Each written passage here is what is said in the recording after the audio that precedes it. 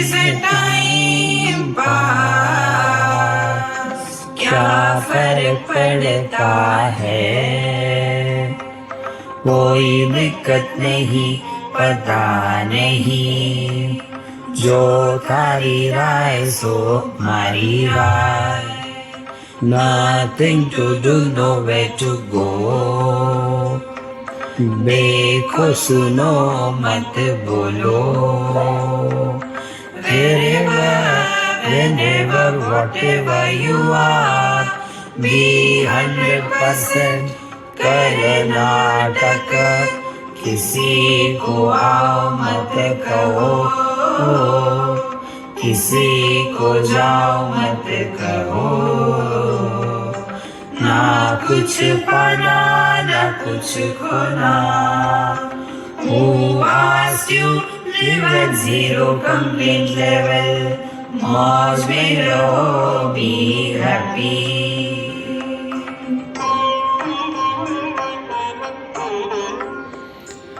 श्री कृष्णा श्री कृष्णा श्री कृष्णा श्री कृष्णा। गुरुर्ब्रह्मा गुरुर्विष्णुः गुरुर्देवो महेश्वरः। गुरु साक्षात् परं ब्रह्म तस्मै श्री गुरवे नमः। तस्मै श्री गुरवे नमः। प्रश्नों का कोई अंत नहीं।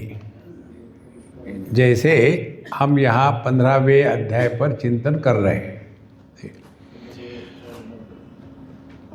तो प्रश्न आता है कि स्वामी जी 15वां अध्याय क्यों? तो हमने कहा ठीक है, भगवद गीता के 19वें अध्याय पर बोलेंगे।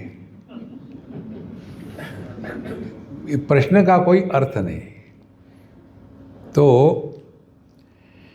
सभी शास्त्रों का मूल वेद, वेदों का निचोड़ उपनिषद, उपनिषदों का निचोड़ भगवद गीता, भगवद गीता का निचोड़ भगवद गीता का 15वां अध्याय। केवल इसी अध्याय में भगवान श्री कृष्ण कहते हैं इति गुह्यतमं शास्त्रम। बाकी के जितने अध्याय हैं उनको भगवान ने शास्त्र नहीं कहा। और ये शास्त्र क्यों है? क्योंकि गुह्यतम, तारतम्य का भाव आता है। गुह्य शास्त्र, गुह्यतर शास्त्र और गुह्यतम शास्त्र। गुह्य शास्त्र माने सत्यम वद धर्मं चर स्वाध्यायान्मा प्रमदः आचार्याय प्रियं धनमारुत्य प्रजातन्तुं मा व्यवच्छेत्सीः मातृदेवो भव पितृदेवो भव। गुह्य शास्त्र दुनिया में कैसे रहे। गुह्यतर शास्त्र वो है उपासना शास्त्र। अब तीसरी बात आती है गुह्यतम शास्त्र, वो है अध्यात्म शास्त्र। इति गुह्यतमं शास्त्रम। और गुह्यतम शास्त्र की विशेषता क्या है? एतद् बुद्ध्वा, दो शब्द है, एक है ज्ञान, दूसरा है बोध। जो आप लोग सुन रहे हैं वो है ज्ञान, और जो महाराज जी का अनुभव है वो है बोध। हम दोनों के परे है अज्ञान शिरोमणि, हमको कुछ नहीं आता, केवल जबान को हिलाना ही आता है। अब ये हमारे शास्त्रों में क्या बताया है और उसका प्रयोजन क्या है? देखो, शास्त्रों के अध्ययन में एक शब्द आता है, उसको कहते हैं तात्पर्य निर्णय। अंग्रेजी में कहे तो मॉरल ऑफ द स्टोरी। तात्पर्य निर्णय क्या है? तो क्या क्या बताया है शास्त्रों में? एक तो बताया दुनिया क्या है, दूसरे बताया है कि ये दुनिया के साथ कैसे रहना चाहिए, तीसरी बात बताइए कि साधना क्या कहते, किसको कहते हैं, साधना करने का फल क्या है। उसके बाद ये जो सुखी दुखी होने वाला जीव कौन है, और उसके बाद ये भगवान जिसको लेकर हम परेशान होते हैं वो भगवान कौन है, कहाँ है, कैसे है, और उनको कहाँ ढूंढे। ऐसा करते करते भगवान श्री कृष्ण हमको सबको अपने पास ले आते हैं। जिनको ढूंढते थे गली गली शांति, वो दिल के अंदर मिली। देखो, भगवान का दर्शन नहीं, भगवान के जन्म की कथा जब तुलसीदास जी लिखते हैं तो क्या कहते हैं, भय प्रकट कृपाला दीन दयाला। भगवान प्रकट होते हैं जो जन्म मृत्यु के परे है, उनको कहीं जाना आना नहीं है, वो ढके हुए हैं। ढक्कन को निकालो, प्रभु वहाँ खड़े हैं। और इसी ढक्कन को निकालने की प्रक्रिया भगवद गीता के 15वें अध्याय में दी है। देखो, और जब हम अध्ययन करते हैं ना तो ज़्यादा सीरियस होकर के नहीं करना चाहिए। एक बार हम बम्बई में, वहाँ संन्यास आश्रम है, तो वहाँ ऐसे 10-12 बाबा जी को बुलाया था, हमको भी बुलाया था। बहुत पुरानी बात है, उस समय हम जवान थे। तो उसके बाद हमारे सत्संग में हा हा हू चलता है। तो एक बुढ़ऊ, अभी हम बुढ़ऊ हो गए, एक बुढ़ऊ बाबा जी ने मुझे कहा कि देखो बेटा, बुरा मत मानना। हमने कहा नहीं जी, मैं नहीं बुरा मानूंगा, आप बोलो, मैं सुनता कहाँ हूँ, बोलो। देखो, ये मैंने आप लोगों से सीखा। आप सभी मेरे गुरु हो। कितने महात्माओं को सुन के रख दिया, और चैलेंज है, मुझे सुधार के दिखाओ। तो देखो, गुरु ब्रह्मा गुरु विष्णु सभी आप ही है, सीखना है हमको। तो उन्होंने मुझे कहा कि देखो, भगवद गीता या हमारा धर्म ग्रंथ है, उसको गांभीर्य से बोलना बताना चाहिए। हमने कहा महाराज क्षमा करना, मैं ऐसे ही करूँगा। बात खत्म। Best way to disagree with the old people is to agree immediately. बुढ़ाओ लोगों के साथ व्यवहार करते समय कभी आर्ग्यूमेंट नहीं करनी चाहिए। वो जो कहते हैं बिना सुने हाँ कह दो, 2 मिनट में वो भूल जाते किसके बारे में हाँ, और आपका मन शांत है। यदि आर्ग्यूमेंट करोगे तो आपका सर खा जाएगा। तो हमारी कहानी खत्म हो गई। वहाँ हमारे साथ कमंडलू थे 2-4। तो एक कमंडलू ने कहा, स्वामी जी आप ने उनको क्यों नहीं बताया? हमने कहा देखो, वो बड़े हैं, बड़ों को आदर करना चाहिए। जिसके जीवन में कम से कम एक आदरणीय स्थान नहीं होगा, वो दुनिया का सबसे बड़ा भिखारी है। देखो, आदर देने से आदर मिलने वाले को फायदा नहीं होता, जो आदर देता है उसको लाभ होता है। देखो, बोले ठीक है, आप हमको बताओ, आप इतना हल्का फुल्का क्यों बोलते हो? हमने कहा सुनो, संजय जब धृतराष्ट्र जी को बताते हैं तो कहते हैं भगवान कृष्ण ने कैसे बताया रोते हुए अर्जुन को, उसके साथ जुगलबंदी नहीं करी। वो रो रहा है, ये भी रो रो के बोल रही, नहीं नहीं बेटा चलो हम लोग हरिद्वार ऋषिकेश जाएंगे, वहाँ आश्रम बनाएंगे, छोड़ो कोई ज़रूरत नहीं। उन्होंने रोते हुए नहीं बताया। भगवान कृष्ण ने प्रहसन्निव भारत, जब भगवान ने स्वयं भगवद गीता हंसते खेलते बताई है, तो हम इसको इतना गंभीर बना करके लोगों को भगवद गीता से दूर क्यों ले जाए? वो तो अपनी है ना, माँ से कोई डरता है क्या? एक जगह पंजाब की बात है, अपने देश में भाषाओं का इतना आनंद है, तो उसके बाद हम वो श्लोक कभी नहीं कहते। मैं बताऊँ कौन सा श्लोक कभी नहीं कहता अब मैं। सर्वोपनिषदो गावो दुग्धा गोपाल नंदन पार्थो वत्स सुधीर भोक्ता दुग्धम गीता अमृतम महत। ये श्लोक मैं नहीं कहता। कारण क्या, मेरा सत्संग हो गया और एक प्रोफेशनल सत्संगी बुढ़ाऊ अम्मा आ गई, बोले, और पंजाबी में, महाराज, हाँ जी अम्मा क्या बात है? बोले आपने जो बताया ना वो तो थोड़ा बहुत समझ में आ गया कि सर्वोपनिषदों गावो, हाँ गावों में उपनिषद रहती है, ये मुझे तो पता आ गया। लेकिन आपने जो बोला है 2 गधा गोपाल नंदना, ये 2 गधे कौन है? दोगधा और 2 गधा। तो हमने कहा अम्मा एक तो गधा मैं हूँ, दूसरी तुम बन जाओ, जोड़ी बन जाएगी।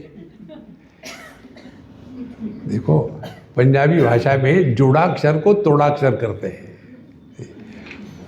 तो भगवत गीता में ये सब विषय बताए हैं कि दुनिया क्या है, उसके बाद दुनिया के साथ रहना कैसा है, और उसके पश्चात साधना किसको कहते हैं, साधना करने का फल क्या है, फिर जीव कौन है, कहाँ से कहाँ आता है, कहाँ जाता है, ये भगवान को कहाँ ढूंढना है, और हम कौन है। ऐसा धीरे धीरे चिंतन करते करते भगवान हमको अपने आप में, अपने हृदय में प्रभु को प्रकट करा देते हैं।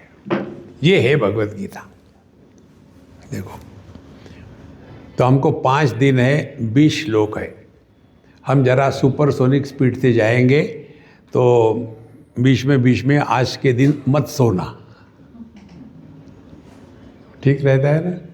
नहीं तो फिर क्या हो गया, ऐसा नहीं। भगवान का जो शुरू होता है 15वां अध्याय शुरू होता है श्री भगवानुवाच। अब नॉर्मल ट्रांसलेशन जो होते हैं ना वो ठीक ही है अपनी जगह में, लेकिन उसका सूक्ष्मार्थ हमको ग्रहण करना है। भगवान श्री भगवानुवाच, भगवान बोले। अरे यार, भगवान बोलते नहीं है, भगवान की वाणी अमर है, ये भगवान के वचन है जो देश काल वस्तु व्यक्ति परिस्थिति इनके द्वारा प्रभावित नहीं होते, ऐसे ये वचन है। भगवत गीता देश को, काल को, परिस्थिति को सीमित करने के लिए नहीं है। एक जवान लड़के ने मुझे पूछा, स्वामी जी आप बुरा मत मानना। मैंने आप भी बुरा मत मानना, मैं भी तुम्हारे जैसा उत्तर दूंगा। बोले ठीक है।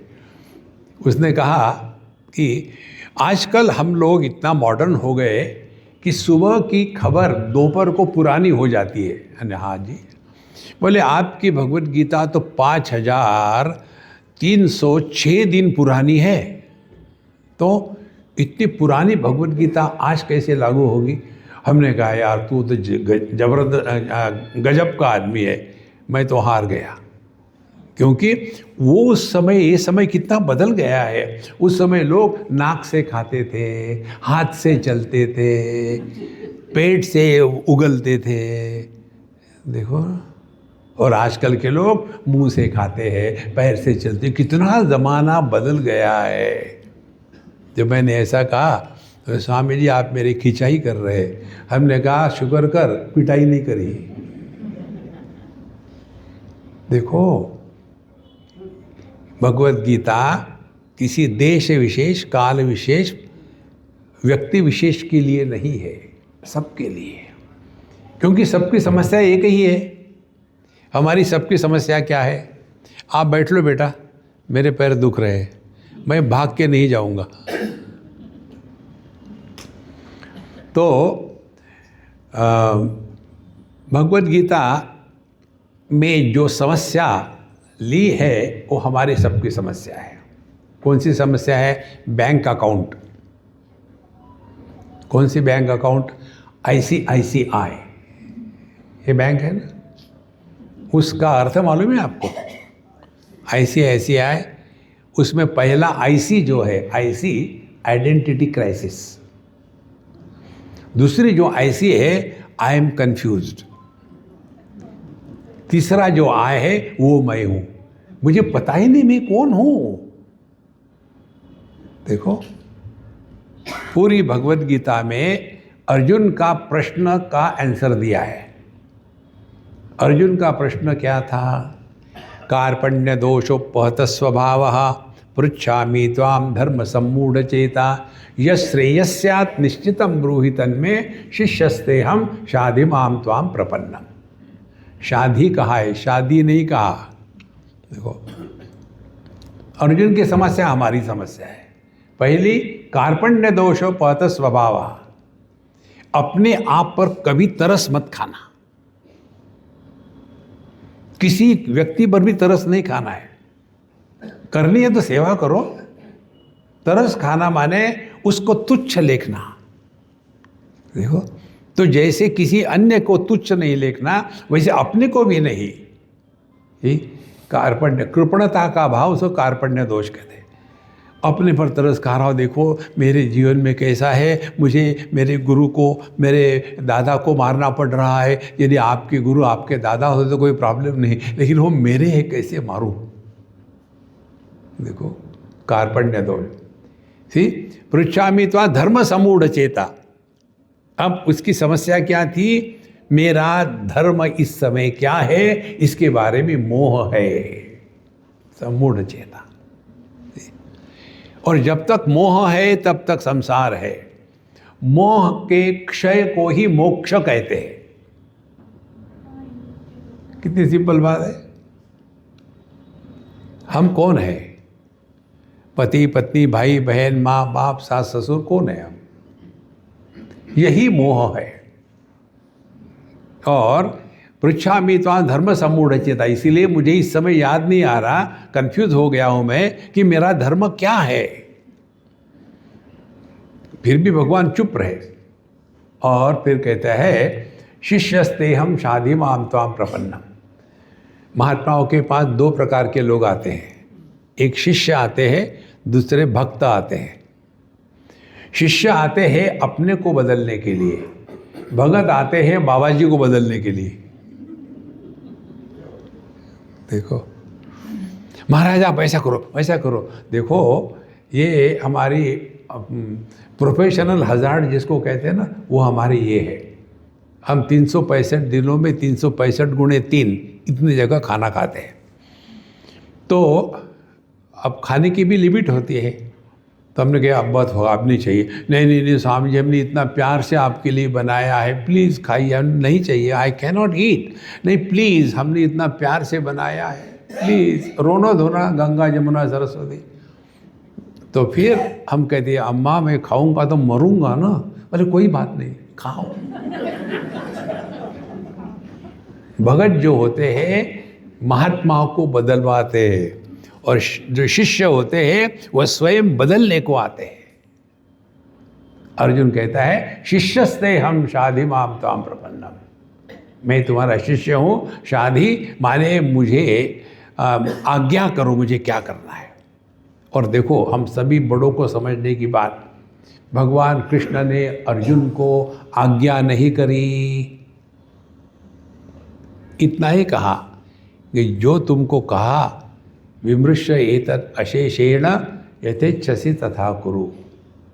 हम लोगों में ये एक बहुत बड़ी कमी है। अन्य के लिए निर्णय लेना यह अध्यात्म नहीं है, यह प्रेम नहीं है। हर एक को अपना निर्णय लेने दो। तो अंतिम में जाकर के भगवान ने अर्जुन को ये नहीं पूछा, अर्जुन मैंने तुमको इतना बताया, तुमको ज्ञान हो गया कि नहीं, ये नहीं पूछा। और अर्जुन ने भी ये नहीं कहा कि मुझे ज्ञान हो गया। तो पूरे भगवत गीता का विषय क्या है? यही विषय है। कश्चिद एत श्रुतम पार्थ त्वया एकाग्रेण चेतसा कश्चिद अज्ञान सम्मोह प्रनष्टस्ते धनंजय। ये प्रश्न कहा भगवान ने किया, और अर्जुन का भी उत्तर यही है। नष्टो मोह स्मृति लब्धा तत्प्रसादात् मयाच्युत स्थितोस्मि गत संदेहा करिष्ये वचनम तव। अर्जुन का उत्तर है। हमने भी गीता सुनी है, और हमारी स्थिति कैसी है? धृतराष्ट्र के जैसे। धृतराष्ट्र ने भगवत गीता सुनी, और सुनने के बाद उसको क्या हुआ इसका पूरे महाभारत में कहीं नामो निशान नहीं है। कुछ हुआ ही नहीं। देखो हम धृतराष्ट्र के वंश में हो जाते हैं। हमने भगवत गीता सुनने के बाद हमको महात्मा लोग पूछते, समझ में आया? बिल्कुल जी। क्या? नष्टा स्मृति मोह लब्धा तुर्प्रसादात् मया च्युत स्थितोस्मि गतोस्मि स्थित संदेहा करिष्ये वचनम मम। अपनी ही चलाऊंगा। देखो महाराज, इसीलिए भगवद गीता का अध्ययन अपने जीवन में जो जो गलत धारणाएं हैं उन धारणाओं को मिटाना है, करना कुछ नहीं है। जितनी समस्या है गलत धारणाओं की, उनको मिटाना है। इसीलिए आपने जो हमारा हैप्पी मंत्रमाला सुना ना बिगिनिंग में, उसमें आखिरी में आता है wherever whenever whatever you are be 100%।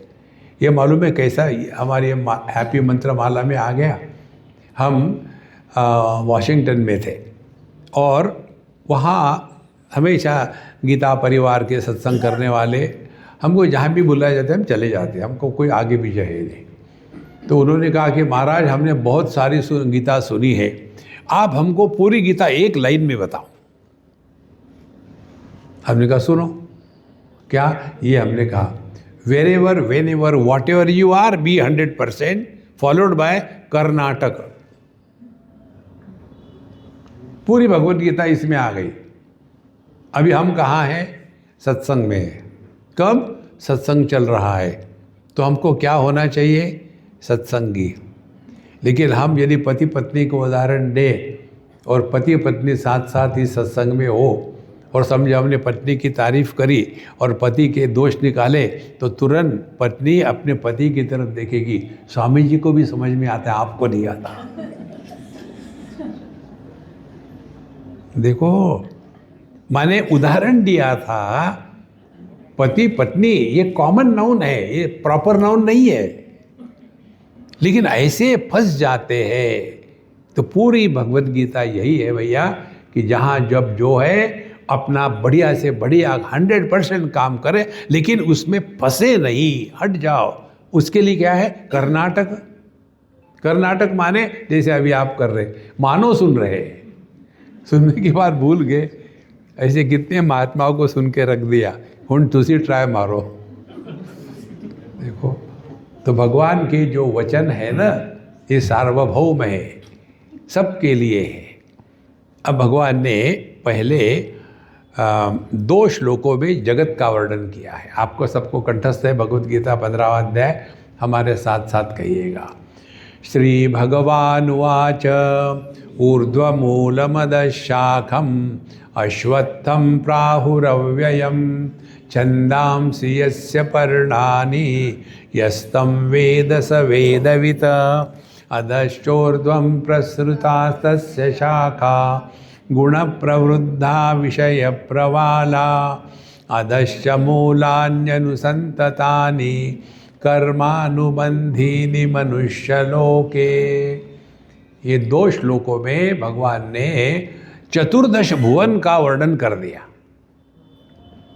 ऊर्ध्वमूल मदशाखम, हम आपको जो बताएंगे, आप तो सभी विद्वान हो, शंकर भाष्य को उबाल के पी गए हो, तो हम ऐसा बताएंगे कि अपने जीवन में उतारना है। देखो, जो ज्ञान जीवन में नहीं उतरता उसका क्या प्रभाव है और जो ज्ञान जीवन में उतरता उसका क्या प्रभाव है। खाना यदि हमने खाया और पचा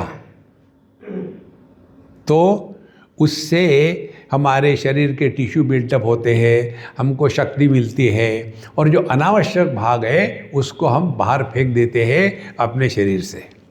यदि खाना पच गया हो तो। खाना पचा नहीं हो तो उल्टी होती है,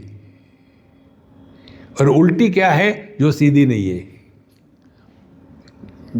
मुंह से खाना खाया तो मुंह से बाहर नहीं आना चाहिए। ये कब होता है? जब खाना पचा नहीं तब।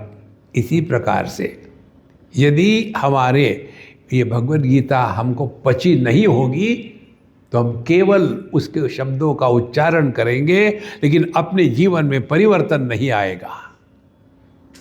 और ऐसे जो होते हैं उनके बारे में मालूम है, मुंह में राम बगल में छुरी, भगवद गीता कहते हैं, इनका जीवन देखो कैसा है। इसीलिए भगवद गीता का अध्ययन करना ये हमारी जिम्मेदारी है, इट इज द रिस्पॉन्सिबिलिटी। देखो, नहीं तो हमारे जैसे लोगों को ज्ञान देंगे।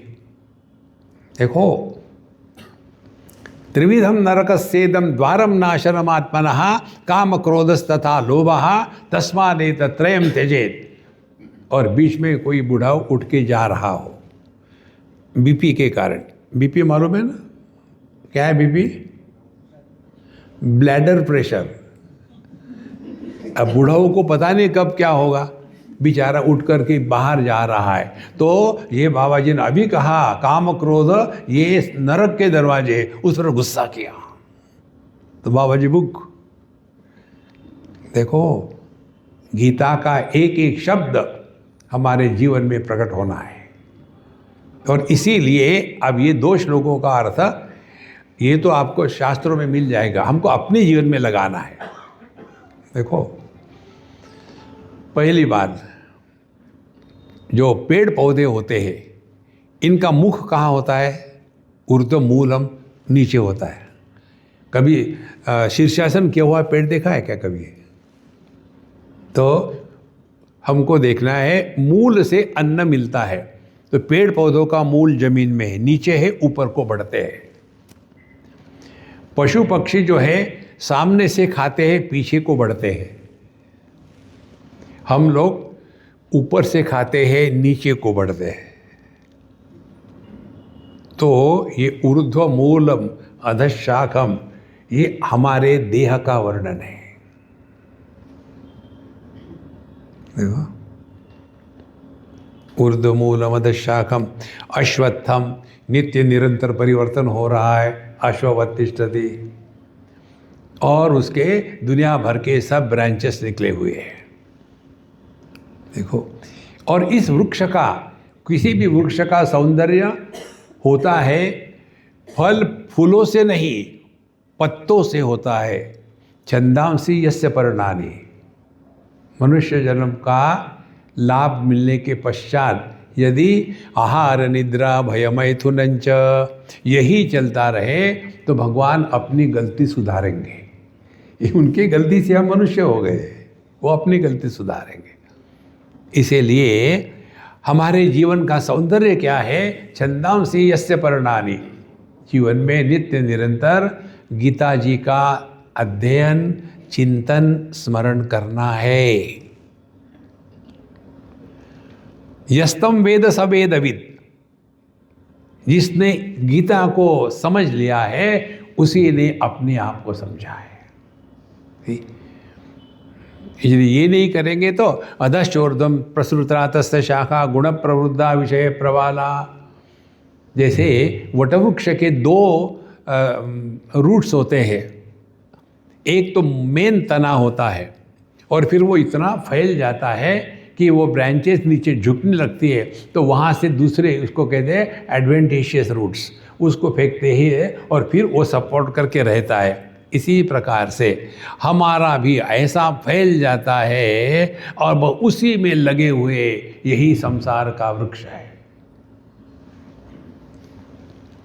देखो, माने देहात्म भाव से जीना, ये संसार का वृक्ष है। अब ऐसे वृक्ष को आप ढूंढने जाओ। तीसरे श्लोक में कहते न रूपमस्येह तथोपलभ्यते नान्तो न चादि नट संप्रदिष्टा अश्वत्थमेनं सुविरूढ़ मूलम असंग शस्त्रेण दृढ़ेन चित्वा। अब यह जो वृक्ष की बात हुई है, न रूपमस्य इह तथा उपलभ्यते, जैसे हमने बताया ना, वैसे पेड़ दुनिया में देखने को जाओ कहीं नहीं मिलेंगे। देखो, अध्यात्म प्रारंभ होता है जब मंत्रों का हर अर्थ अपने मय के रूप में ग्रहण होने लगे तब। देखो, मय्येव सकलम जातम मयि सर्वम प्रतिष्ठितम मयि सर्वम लयम याति तद ब्रह्माद्वयम अस्म्यहम्। शास्त्रों के, भगवद गीता के अध्ययन का तात्पर्य हम अपने पास, अपने स्वरूप में पहुंच जाए। देखो महाराज, इसके लिए हमको चिंतन करना है। नहीं तो सभी संतों ने ठीक ही कहा है ना, भगवान शंकराचार्य ने, मध्वाचार्य ने और कितने महात्मा, सभी ने, कोई गलत नहीं कहता। अब सवाल ये है, हम क्या उनको सर्टिफिकेट देंगे? हमारे भगवान शंकराचार्य ने जो लिखा है, आर वी सर्टिफाइंग हिम? देखो, जो हमने अध्ययन किया उसका अपने जीवन पर क्या प्रभाव है। यदि वो नहीं हुआ तो केवल शब्द जालम महारण्यम चित्त भ्रमण कारणम, केवल शब्दों में ही हम फंसे रहेंगे। तो न रूपमस्य तथोपलभ्यते नान्तो न चादी निरसम प्रतिष्ठा। यह जो देहात्म भाव है, जो वर्णन किया है, इसको ऐसा रूप तुमको कहीं नहीं मिलेगा। कारण क्या है? नान्तो न चादी निरसम प्रतिष्ठा, ना तो इसका आदि है, ना मध्य है, ना विकार है, ना अंत है, ना प्रतिष्ठा है। देखो,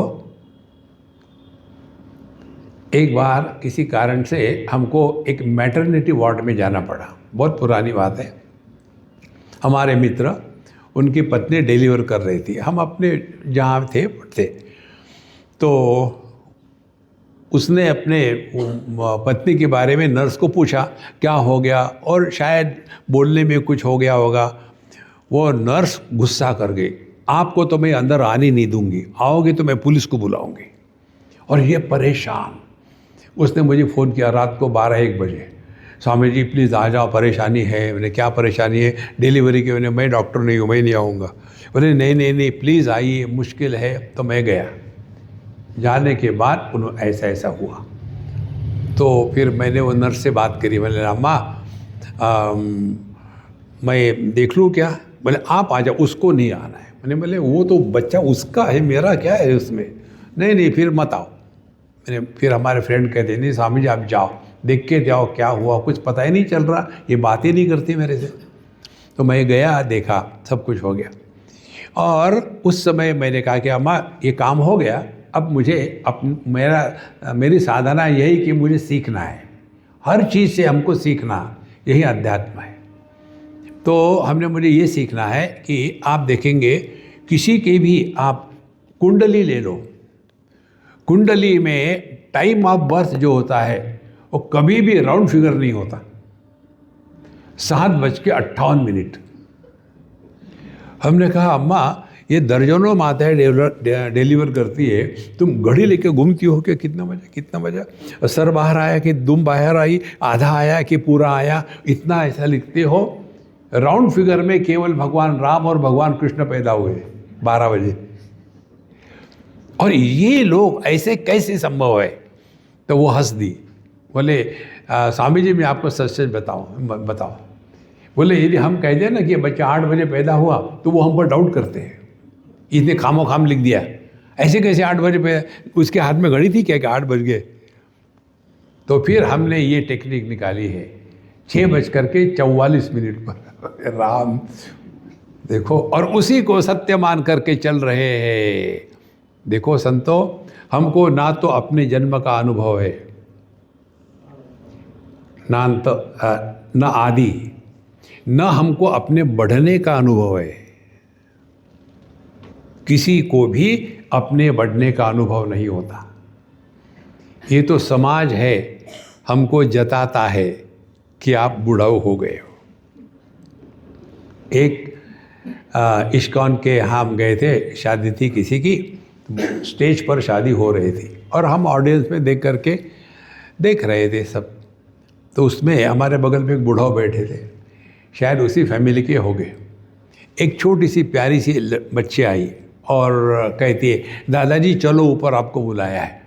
चुप, सबके सामने मुझे दादा मत कहो, अंकल कहो। और ये बुढ़ाऊ अंकुल कहो। कारण क्या है? कारण एक ही है, किसी भी व्यक्ति को मैं उम्र में बढ़ रहा हूं ये अनुभव नहीं होता। शरीर की उम्र बढ़ती, हमारी नहीं। देखो छोटे बच्चों को पूछो आप, देखो हम कहते हैं ना हमारी साधना सीखने की है, यही सीखना है। छोटे बच्चों को पूछो बेटा तुम्हारी उम्र कितनी है? तो माँ कहेंगी स्वामी जी ये 4 साल का है।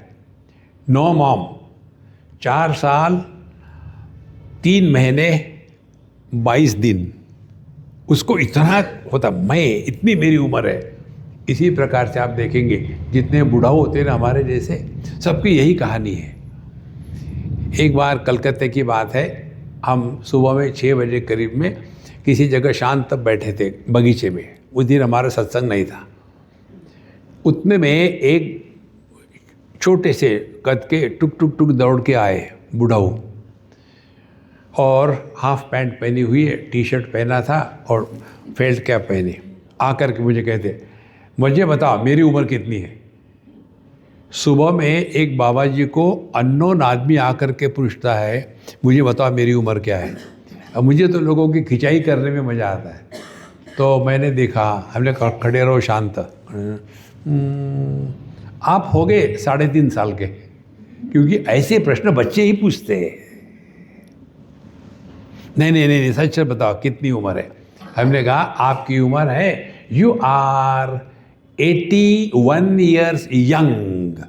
जैसे मैंने कहा 81 ईयर्स यंग, वो कूद पड़े, बोले कि आप ही ने मुझे ठीक से पहचाना, मुझे लगता ही नहीं कि मैं बूढ़ा हो रहा हूँ। आपको नहीं, किसी को नहीं लगता, क्योंकि हमारी आयु नहीं बढ़ती, शरीर की आयु बढ़ती है। लेकिन हमने एक खिचड़ी बना ली है, देह के साथ तादात्म्य कर लिया, और उसी के कारण ये दुनिया चल रही है। नान्तो न चादिर न च संप्रतिष्ठा। देखो, यदि हमने वेदांत का, भगवद गीता का, महाभारत का अध्ययन किया है, और किसी की भी मृत्यु की बात हमने सुनी है या देखी है, उसके पश्चात यदि हमको अपने मृत्यु की कल्पना भी हमारे मन में आती है, तो अभी तक जितना अध्ययन किया है गंगा जी बहा के ले गई है। देखो, एक ग्रंथ है महाभारत का, विष्णु सहस्त्र नाम, भगवद गीता और सनद सुजातीय, जो विदुर गीता के बाद आता है, उसमें इतना स्पष्ट बताया, जिस पर भगवान शंकराचार्य की कमेंट्री है, बताया है मृत्यु के जैसी झूठ बात दुनिया में और कुछ नहीं है। मृत्यु असंभव है। देखो, एक बार हम एक कार की फैक्ट्री में थे, अमेरिका की बात है। वहाँ हमको ले गए थे फैक्ट्री में, और सब वहाँ सब लगे हुए है, और एक कैरी बेल्ट होता है, कन्वेयर बेल्ट, उस पर में एक एक चीज़ रखते हैं। पहले तो उसके स्टेसिस रख दी, फिर एक्सेल लग दिया, फिर चक्के लगा रहे, धीरे धीरे धीरे धीरे धीरे एक एक की पुर्जा आड़ करते करते बाहर कार निकल आती है। हमने देख लिया। बोले स्वामी जी आपको कैसे लगा? हमने कहा कि आप मेरे गुरु हो, आपने मुझे बहुत बड़ा ज्ञान दिया है। बोले स्वामी जी आप हमेशा मजाक ही करते क्या? हमने कहा इस समय मैं सीरियस हूँ। कैसे? कहीं की ईंट कहीं का रोड़ा, भानुमती ने कुनबा जोड़ा। देखो, ये बातें बहुत सिंपल है, कठिन नहीं है। एक बच्चे के घर हम गए थे, तो उस बच्चे ने कहा स्वामी जी आप मेरे कमरे में चलो। चलो ठीक है, हम गए उसके घर। कमरे पर बाहर से बोर्ड लगाया था, elders are allowed if accompanied with children. ऐसे ठीक मैं तुम्हारे साथ हूँ। अंदर गए, उसने वो प्लास्टिक के ऐसे क्यूब्स होते हैं ना, उसके द्वारा अनेक चीज़ें बना के रखी थी। गाड़ी बना के रख दी, पुल बनाया, हवाई जहाज़ बनाया, गार्डन बनाया, सब चीज़ें बना के रखी थी। और बोले स्वामी जी कैसा लगा? हमने कहा लगना क्या है, तुम मुझे तो कुछ दोगे नहीं, मैं देख के क्या करूं? बोले नहीं आपको जो चाहिए ले जाओ। हमने कहा मुझे, मेरा घर नहीं है, मैं घर ले जाता हूँ। तो जैसे मैं घर उठाने, रुको रुको जल्दी मत करो, मैं देता हूँ आपको घर, आपको घर ही चाहिए ना, घर ले जाओ, लेकिन उसमें जो प्लास्टिक के ब्लॉक्स लगे वो मैं निकाल लेता हूँ। अब मुझे बताओ, घर नाम की कोई वस्तु है क्या? हम जिसको देह देह देह करते हैं, देह मरता है माने क्या? सब उधारी का धंधा है। जब हम लोग कोई नया बिजनेस शुरू करते हैं ना, तो उस समय बहुत सारा कर्जा ले लेते हैं बैंक से। इतना कर्जा लिया, लाखों करोड़ों रुपए ले लिए, बिजनेस शुरू कर दिया, लेकिन वो वापस भी तो करना है ना। देखो, और जब वापस करने का समय आता है तब आदमी को दुख होने लग जाता है। इसी प्रकार से ये पंच महाभूतों को लिया उधारी से, अब उससे काम कर दिया, अब ये वापस करने हैं। तो मृत्यु माने क्या है? मृत्यु माने जितना उधारी का धंधा था वापस कर दो। तो जब देह मरता है तो कुछ नहीं होता। When a candle burns, nothing is lost. देखो, और फिर दूसरी महत्व की बात, यही हमको समझना है दुनिया के बारे में।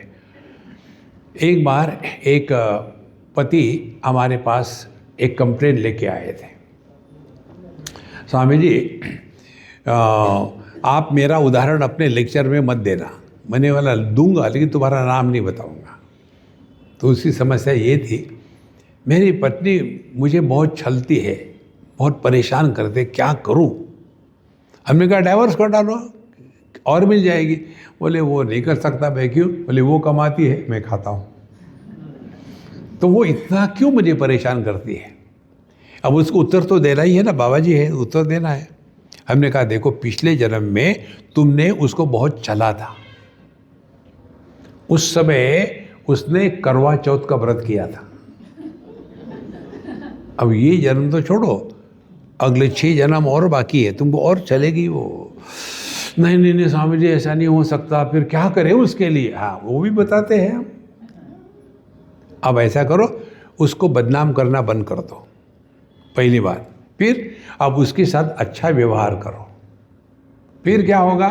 फिर अगले जन्म में वो तुम्हारी पत्नी नहीं होगी। रियली? हाँ। अब मुझे बताओ, इसका अर्थ क्या समझा उसने?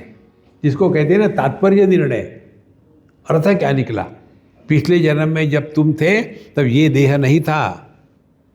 इस देह में जो सुखी दुखी हो रहा है, देह सुखी दुखी नहीं हो रहा, तुम सुखी दुखी हो रहे हो।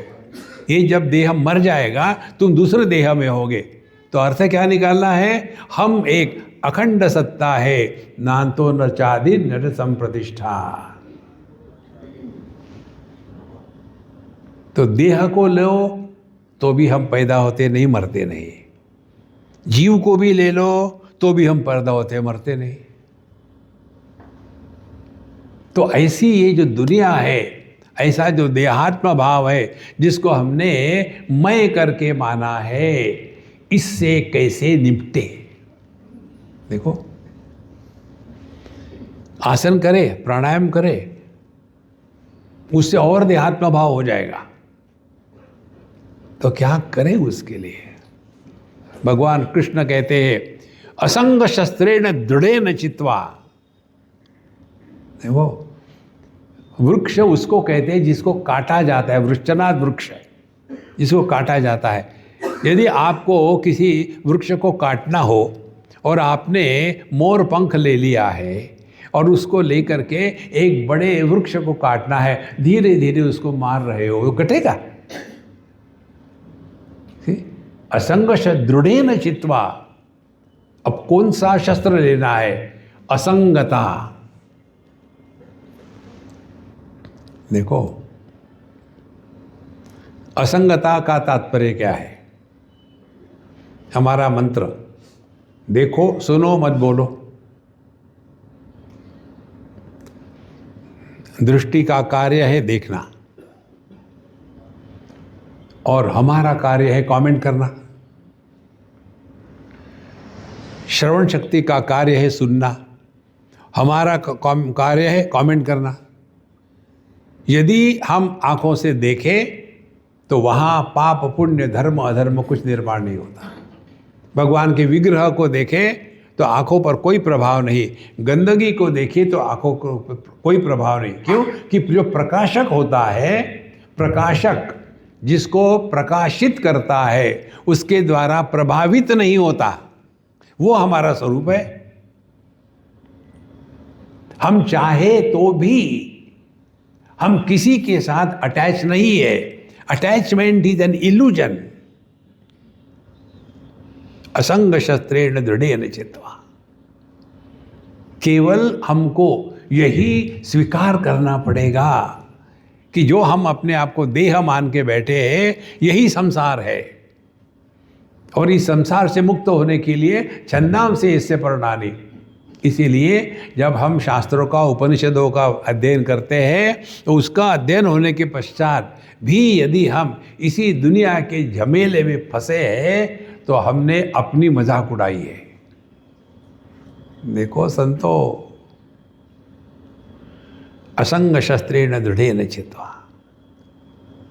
अब इसको ठीक से ग्रहण करना है। एक दो उदाहरण आपको देते हैं। अभी हम गए थे अमरकंटक। वहाँ नर्मदा जी का जो उद्गम स्थान है वहाँ भी हमको ले गए। हम देख रहे थे, वहाँ एक तालाब जैसा बना हुआ है, कुंड। दोपहर का समय था, 12 बजे का करीब, 12-1 बजे करीब, और हम देख रहे थे पानी में। तो हमारे साथ जो सज्जन थे, हमने कहा मैं पानी में क्या देख रहा हूँ मुझे बताओ। बोले पानी में क्या, पानी देख रहे हैं आप, थोड़ा बहुत कचरा है, थोड़ी कय है वगैरह। हमने और बोले और कुछ नहीं। मैंने बोला देखो मैं तुमको दिखाता हूँ। फिर मैंने फ़ोटो निकाला है। बोले आप देखो। बोले ये क्या है। हमने जो तुमने देखा नहीं वो ये है, और ऐसा इंद्रधनुष तुमने जिंदगी में कभी नहीं देखा होगा। हम लोग इंद्रधनुष ऐसा देखते हैं ना, वहाँ हमारा फोटो है हमारे पास। हम देखो यह इंद्रधनुष ऐसा है, और उसके बीच में सूर्य भी है। सूर्य का प्रतिबिंब और इंद्रधनुष इकट्ठा हो नहीं सकता, लेकिन दिख रहा है ना। अब सवाल ये है, क्या वो असली है? वो प्रतीति है। प्रतीति हमेशा औपाधिक होती है। यदि वहाँ पानी ना होता और वो समय नहीं होता दोपहर के 12-1 बजे का, और यदि सूर्य का प्रतिबिंब वहाँ नहीं पड़ा होता तो हमको वो इंद्रधनुष उल्टा दिखता क्या? तो सिद्धांत क्या हो गया? औपाधिक उपलब्धि भ्रांति है। भ्रांति को काटा नहीं जाता, भ्रांति को समझदारी से मिटाया जाता है। देखो कितनी सिंपल बात है।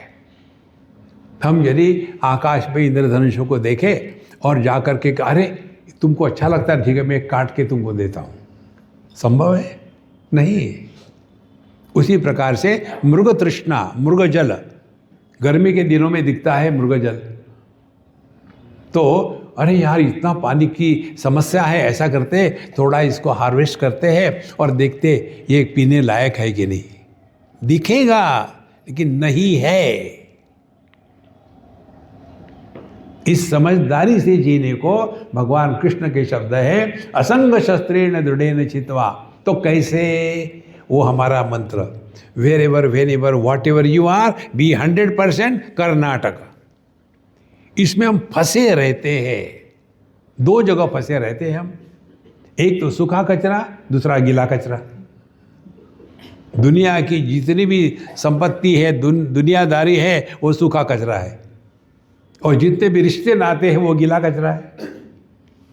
देखो हम लोग मध्य प्रदेश में है, और मध्य प्रदेश के इंदौर भारत का सबसे सुंदर और स्वच्छ शहर है पिछले 6-8 साल से।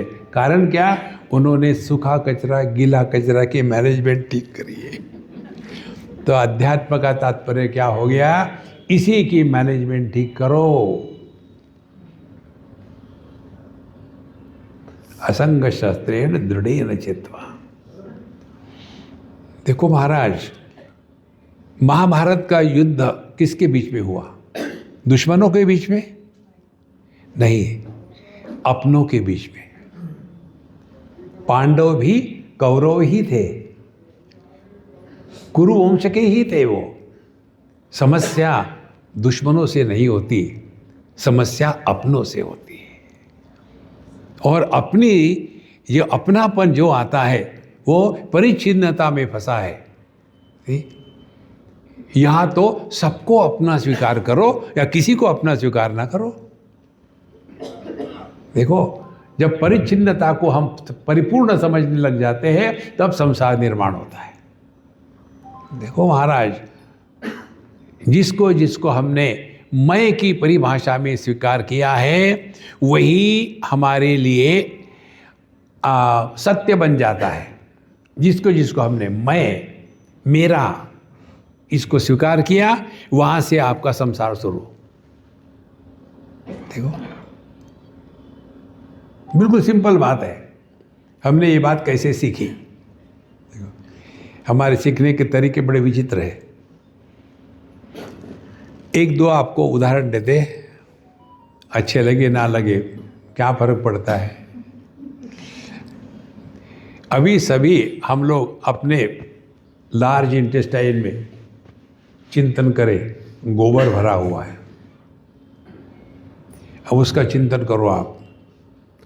आपके मन में घृणा का भाव निर्माण नहीं हो सकता। वही बाहर आ गया, मैं से अलग हो गया तो घृणा का भाव। देखो, एक बार दिल्ली की बात है, हमारा सत्संग चल रहा था और एक कन्या सामने आकर बैठती थी, बड़ी एकाग्रता से सुनती थी और पढ़ी लिखी थी, शायद वो चार्टर्ड अकाउंटेंट थी, बहुत रेगुलर। तीसरे दिन हमको कहीं भिक्षा के लिए जाना पड़ा, नाश्ते के लिए। वहाँ वो भी आई थी। मैंने कहा, तुमको भी यहाँ बुलाया है क्या नाश्ता करने के लिए? बोले, नहीं साहब जी, मेरा ही घर है। मैंने, बाप रे, मुझे क्या मालूम। तो फिर मैंने कहा कि मम्मी को बनाने तो तुम मेरे पास बैठो। फिर मेरे पास आई, मैं, तुम मुझे हाथ दिखाओ। उसके हाथों को लंबी लंबी ऐसे नाखून थे।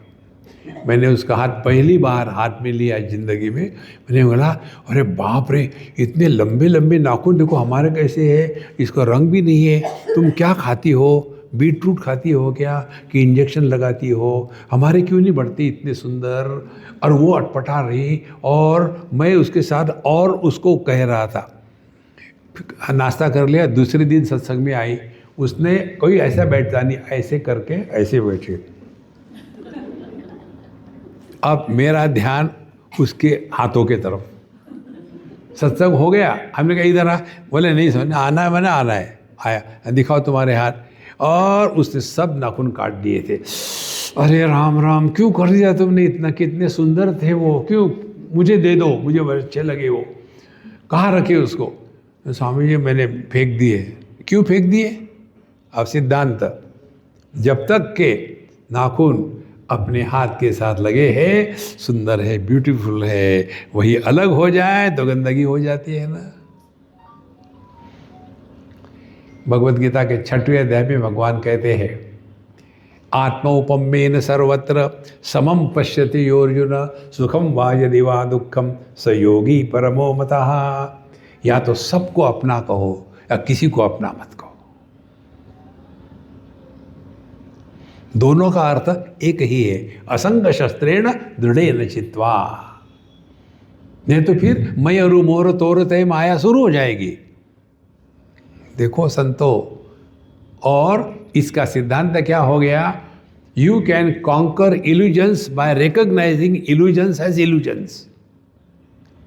देखो, जो प्रतीति को प्रतीति के रूप में ग्रहण करो तो वो बंधन कारक नहीं होती, लेकिन प्रतीति को सत्य के रूप में कहो तब वो बंधन कारक हो जाती है। देखो, बिल्कुल सिंपल बात है। प्रतीति माने जो न होते हुए भी स्वीकृत की जाती है, उसको प्रतीति कहते हैं।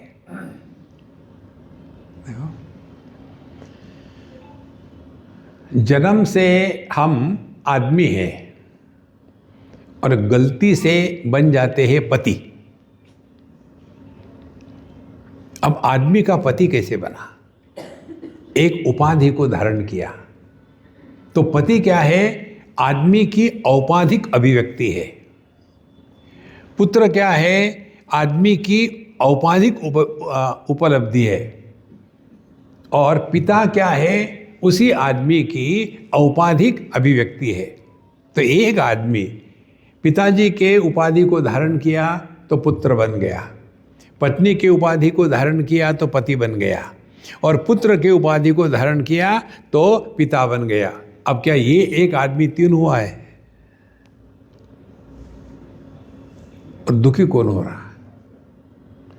या तो पुत्र हो रहा है पिता के कारण, या तो पति हो रहा है पत्नी के कारण, या तो पिता हो रहा है पुत्र के कारण। अब इनको सुधारो। देखो, भगवान राम के जीवन की एक कथा हमने कहीं पढ़ी। ऐसी भगवान के राम जी के जीवन में ऐसी हल्की फुल्की बातें एक ही पढ़ी हमने। कन्हैया लाल की हल्की फुल्की है सब कुछ। तो जब वो छोटे थे तब कहीं उनके यहाँ पानी में चंद्रमा का प्रतिबिंब पड़ा हुआ था। अब वो रोने लग गए, मुझे वो प्रतिबिंब चाहिए, मुझे वही चंद्रमा चाहिए। कितना समझाया, देखो वो दिखता है निकलता नहीं, मुझे सिखाओ मत, मुझे वही चंद्रमा चाहिए। तो जैसे पानी में पड़ा हुआ प्रतिबिंब दिखता है, उसको आप ग्रहण नहीं कर सकते, इसी प्रकार से ये जो सुखी दुखी होने वाले जो है ये सब प्रतिबिंब है। और फिर एक प्रतिबिंब दूसरे प्रतिबिंब को ठीक करने लग जाता है। पत्नी चाहती है कि पति को ठीक करे, पति चाहता है कि पत्नी को ठीक करे, तो दो प्रतिबिंब एक दूसरे से झगड़ रहे हैं और भगवद गीता पढ़ रहे, असंग शस्त्रेण दृढ़ेन चित्वा।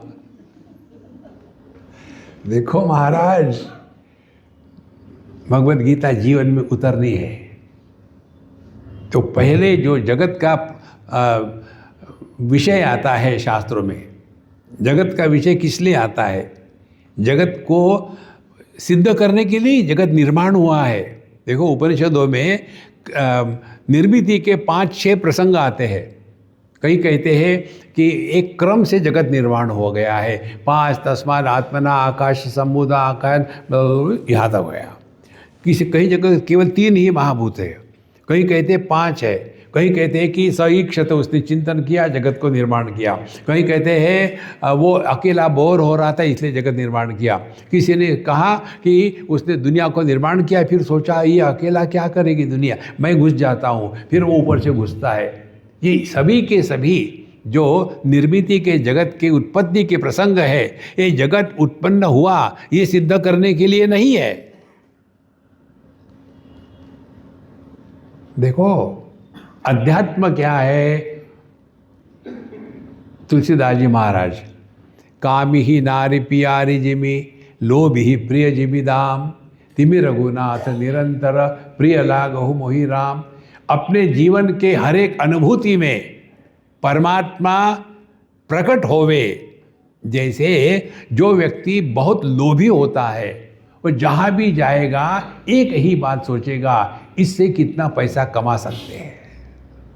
इसी प्रकार से असंग शस्त्रेण दृढ़ेन चित्वा, जहाँ जहाँ जिस भी संबंध में हमको खटका हुआ, समझ लेना भगवान का मैसेज आया है। इसीलिए हमारे भगवद गीता के पहले अध्याय को क्या कहते हैं? अर्जुन विषाद योगो नाम। विषाद ये तो रोग है ना, विषाद योग कैसे बन गया? वह रोग जिसके कारण हम अपने जीवन की दिशा बहिर्मुखता से हट करके अंतर्मुखी कर लेते हैं, उस विषाद को योग कहते हैं। देखो कितनी सिंपल बात है। इसीलिए जब भी हमारे जीवन में कोई कष्ट आते हैं, जैसे कुंती माता का प्रसंग आता है भागवत महापुराण में, भगवान को कहती है कि जिसको जो चाहिए दीजिए, मुझे दुख दीजिए, क्योंकि जब जब दुख हुआ तब तब आप हमारे साथ थे। इसीलिए संतो, ये जो सिंपल दिखने वाला श्लोक है, न रूपमस्येह तथोपलभ्यते नान्तो न चादि निरसंप्रदिष्टा अश्वत्थेमेनं सुविरूढ़ मूलम असंग शस्त्रेण दृढ़ेन चित्वा। हमको करना कुछ नहीं है, जहाँ जहाँ जो जो हमारा कर्तव्य है उस कर्तव्य के अनुसार चलते रहो। और वो कर्तव्य भी कैसा करें, द्वितीय अध्याय में जो बताया है, कर्मण्येवाधिकारस्ते माँ फलेषु कदाचन माँ कर्म फल हेतुर्भूः माँ ते संगास्तु अकर्मणि। अब यहाँ भी भगवान के शब्द है, बहुत सूक्ष्म है। हम जो भी करते हैं किस लिए करते हैं, सुख के प्राप्ति के लिए। जैसे आप में मेजॉरिटी मैरिड है, विवाहित है, कोई हो गए 2-4 सुखी, माने अनमैरिड।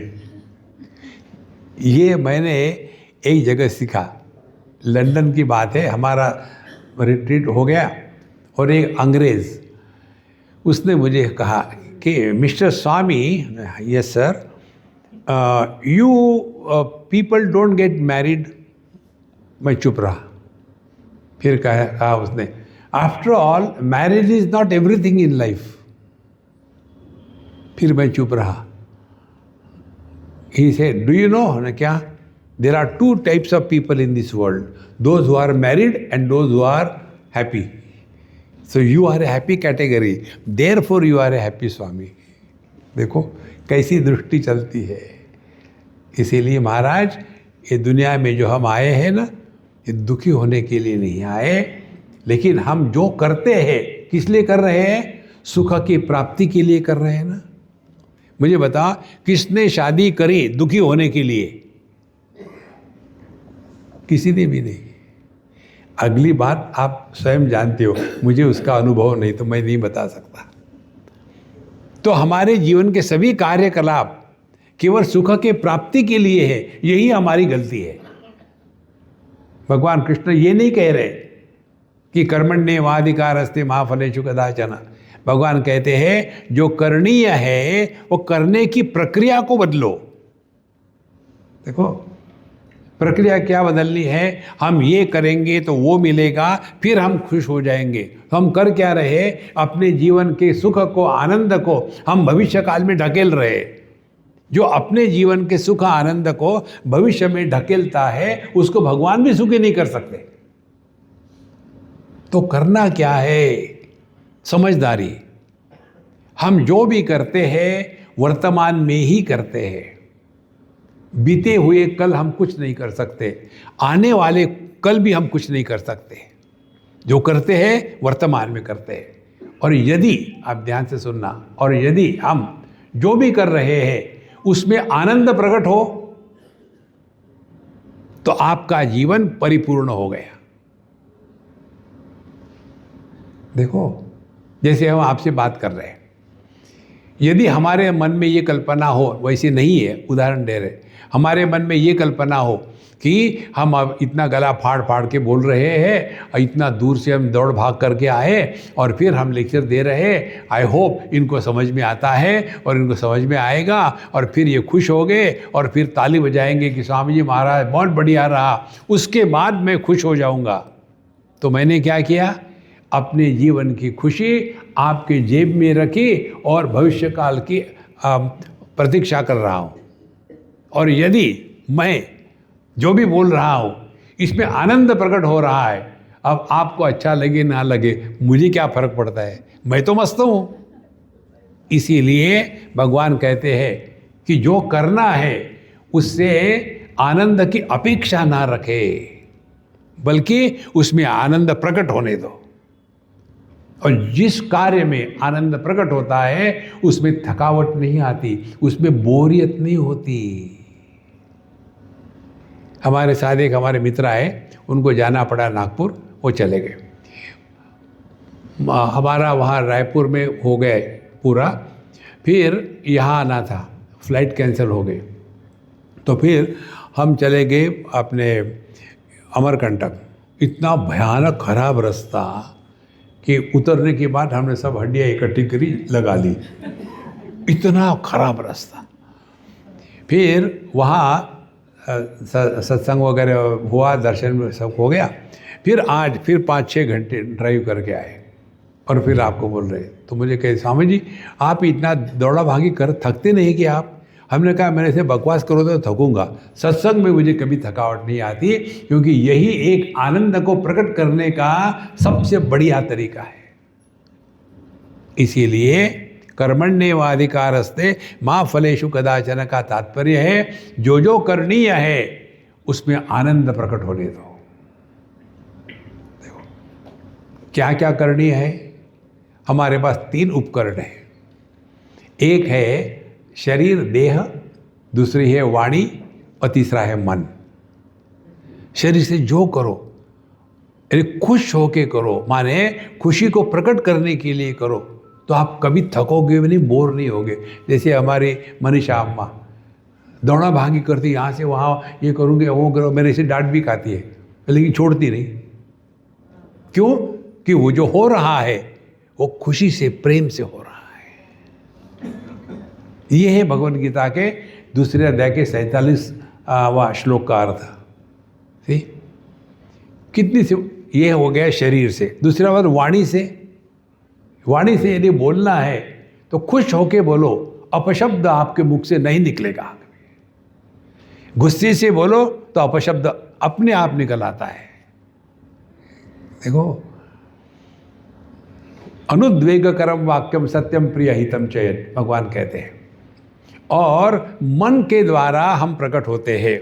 मन से कैसे प्रकट हो गए? देखो सुनो मत बोलो। No comments to offer on anything in this world. धीरे धीरे हमको ये भगवद गीता का श्लोक समझ में आएगा। और फिर इसके लिए अगला कहते हैं माँ कर्म फल हेतुर्भूः, माने कर्म किसको कहते हैं पहले समझ लेना। एक क्रिया फल शब्द कहीं नहीं है, कर्म फल है। क्रिया का कर्म कैसे बनता है? देखो हम लोग जप करते हैं, मैंने आज इतने जप किए, तो जप किया मैंने।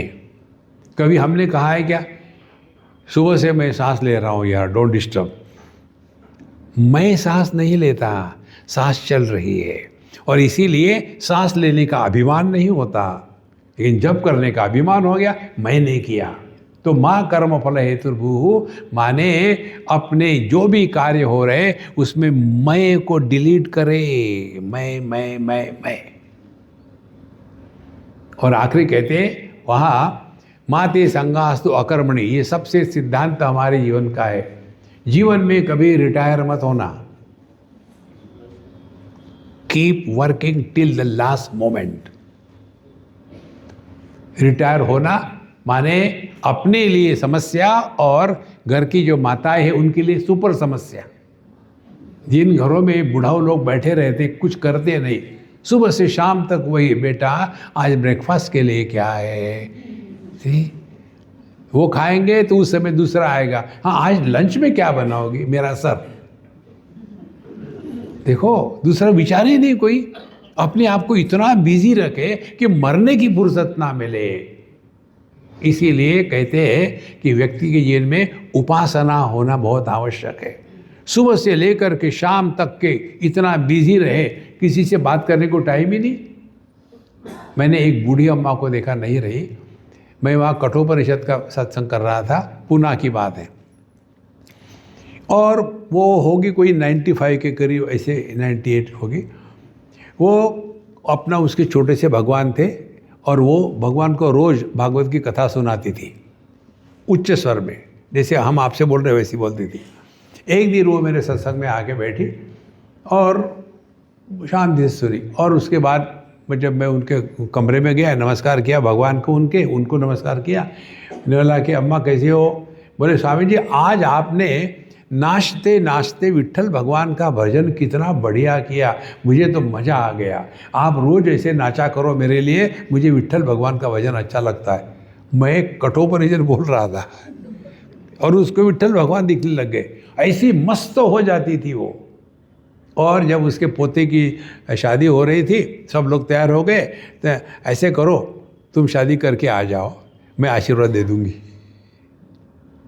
देखो क्यों आप क्यों नहीं जा रहे? नहीं, आज कथा सुनानी है, आज वो सुदामा का प्रसंग है, भगवान वेट कर रहे होंगे, मैं नहीं आ सकती। देखो, कौन ऐसे व्यक्ति को नहीं चाहेगा? कीप ऑक्युपाइड 24/7, मरने की फुर्सत ना हो।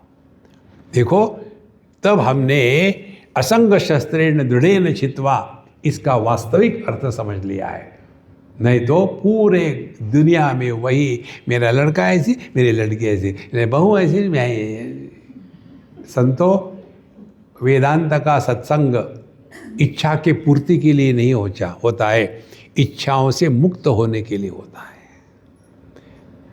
यदा सर्वे प्रमुच्यन्ते कामा यस्य हृदि स्थितः अथमर्त्यः अमृतो भवति अत्र ब्रह्म समश्नुते। इच्छा को पूर्ण करना ये सत्संग नहीं है, इच्छाओं के परे चले जाना वही सत का परमात्मा का संग है। ओम पूर्णमदः पूर्णमिदं पूर्णात् पूर्णमुदच्यते पूर्णस्य पूर्णमादाय पूर्णमेवावशिष्यते। ओम शांति शांति शांति। हरि ओम। श्री गुरुभ्यो नमः। हरि ओम।